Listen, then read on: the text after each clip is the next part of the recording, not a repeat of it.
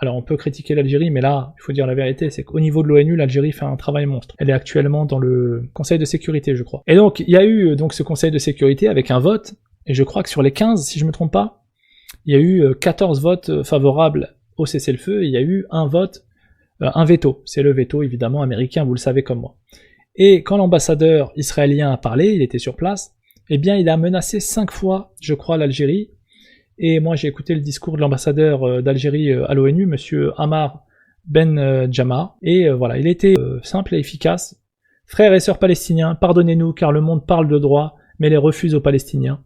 Il a expliqué que son pays a été attaqué à plusieurs reprises par l'ambassadeur israélien. Il a expliqué que l'Algérie n'avait pas peur et qu'il savait se défendre, mais que là, à ce moment précis, il était là pour la Palestine, et qu'il serait toujours derrière le peuple palestinien. Je trouvais ça courageux de sa part, puisqu'on le sait aujourd'hui, il y a de plus en plus de responsables israéliens, que ce soit des chroniqueurs, des spécialistes, des personnes quand même qui ont voix au chapitre en Israël, et qui appellent à s'en prendre désormais à l'Algérie et à la Turquie. Ce sont les deux nouveaux pays qui sont ciblés par la géopolitique israélienne. Alors, l'Algérie est un peu loin, certes, mais parfois les Israéliens, ils n'ont pas besoin d'être prêts. Ils ont juste besoin d'appeler le grand frère américain. Donc ça, c'est aussi des choses qui peuvent arriver. C'est des choses importantes sur lesquelles il va falloir se pencher dans les prochaines années. C'est-à-dire que, vous savez que par exemple, l'Algérie achète massivement de l'armement russe.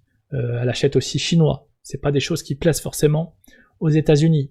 Et donc les États-Unis n'ont pas encore sanctionné l'Algérie pour ça. Elles ont, par exemple, elle a sanctionné la Turquie, quand la Turquie a acheté des S-400. Quand les Algériens ont acheté des S-400, ils n'ont pas été sanctionnés. Alors pourquoi? C'est une question que je me pose. Alors est-ce qu'il y a des intérêts que voilà, les Européens demandent que l'Algérie ne soit pas sanctionnée parce qu'il y a des intérêts énergétiques, parce que au niveau géopolitique et géostratégique, l'Algérie a un poids important du côté du Sahel. Et j'ai vu des think tanks américains qui expliquaient qu'il fallait laisser l'Algérie gérer le Sahel, puisque voilà, c'est un pays qui a l'armement nécessaire. La France n'a pas réussi à gérer avec, je sais plus, il y avait combien de soldats là-bas? 13 000 soldats, je crois, je sais plus. Je crois qu'il y avait une force européenne qui n'arrivait pas à gérer.